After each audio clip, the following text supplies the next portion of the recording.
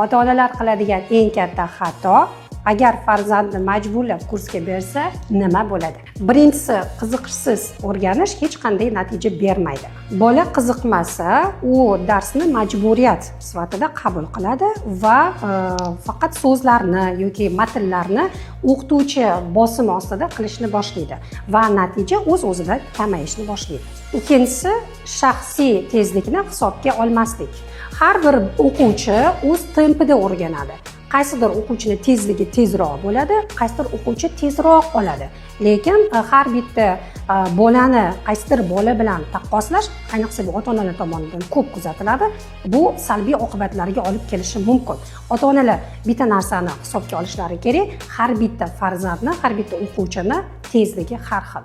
Uchinchisi, psixologik qarshilik hosil bo'ladi. Bunda nima bo'ladi? Agar ota-ona farzandiga ortiqcha bosim o'tkazsa, demak, farzandda bu narsani o'zlashtirishga qiziqishi yana ham kamayadi va buni xohlamay qoladi. Bola bosim ostida qoladi. Til o'rganish esa har doim xursandchilik bilan bo'ladigan jarayon hisoblanadi. Xuddi shunday foydali ma'lumotlarni o'tkazib yubormaslik uchun IP Schoolni kuzatishda davom eting.